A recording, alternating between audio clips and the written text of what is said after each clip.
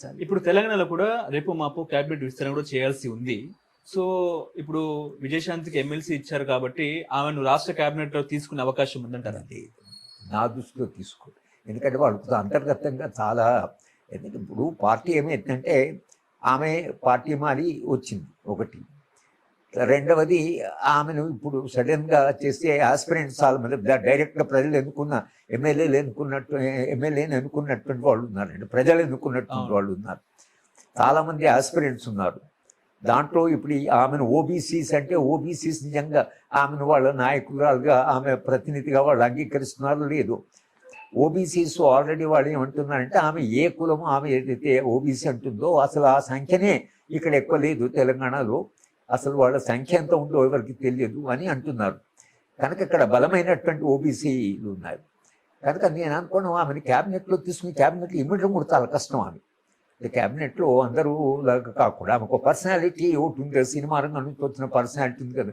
క్యాబినెట్లో కూర్చొని ముఖ్యమంత్రి చెప్పినట్లు వేరే వాళ్ళు చెప్పినట్లు వినే వైఖరి కూడా ఆమెకు కొన్ని కష్టమే. కనుక నేను అనుకోవడం ఆమెను క్యాబినెట్లో తీసుకోవడము అంత సులభం కాదు. అన్లెస్ ఏఐసిసి నుంచి ఆమెను క్యాబినెట్లో తీసుకోమంటే తీసుకుంటే తీసుకోవచ్చు. కానీ ఇక్కడ చాయిస్ వరకు అయితే, లోకల్ పార్టీ చాయిస్ వరకు అయితే నా దృష్టిలో ఆమెను ఎమ్మెల్సీ చేయడమే అసంతృప్తి ఉంటే ఆమెను మినిస్టర్ కూడా చేస్తే నేను అనుకోవడం అది అంత సులభం కాదు. అన్లెస్ ఏఐసీసీలో ఎవరు ఉండి ఆమె చేయండి అని రాహుల్ గాంధీ ఎవరు అని చెప్తే ఇక్కడ లేక ఆమె చేస్తే చేయొచ్చు. కానీ అది నా దృష్టిలో సాధ్యం కాకపోవచ్చు. రాష్ట్ర హోంమంత్రిగా విజయశాంతికి పదవి ఇచ్చే అవకాశం ఉన్నట్టుగా మాట్లాడుకుంటున్నారు. ఆమె ఏమో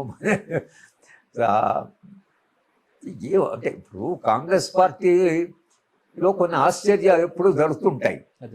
అటువంటి ఆశ్చర్యమైన జరగవచ్చు. కానీ ఒక లాజికల్గా రాజకీయాలని మీరు విశ్లేషించి ఒక లాజికల్గా మనం ఆలోచిస్తే మాత్రము అది ఆ పాసిబిలిటీ తక్కువ.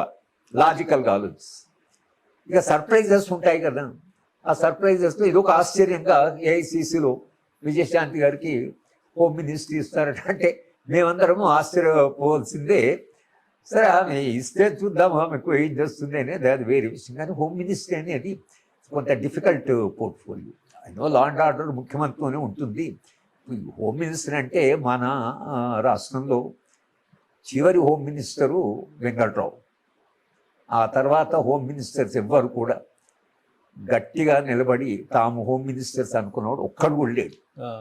అది మీరు ఇందిరారెడ్డి దగ్గర నుంచి తీసుకొని మీకు దేవేంద్ర గౌడ్ దగ్గర జానారెడ్డి ఇంకా కొంత పర్వాలేదు. జానారెడ్డి కొంచెం ముందు అసెప్ట్ చేసుకున్నాడు. జానారెడ్డికి ఒక పర్సనాలిటీ ఉంది, ఎంత కాదన్నా. జానారెడ్డికి ఒక మెచ్యూరిటీ కూడా ఉంది. కానీ జానారెడ్డిని సెకండ్ టైం తీసుకోలేదు కదా, డ్రాప్ చేశారు కదా. ఆయన కొంచెం ఇండిపెండెంట్గా యాక్ట్ చేసేవారు. ఇక 10 ఏళ్ళు home minister, Telangana home minister ఎవరో మనకు తెలియదు. అది హోమ్ మినిస్టర్ లేకపోతే పాపం ఆయనకే ఆయన సమస్యలు మనకు చెప్పుకునేవాడు.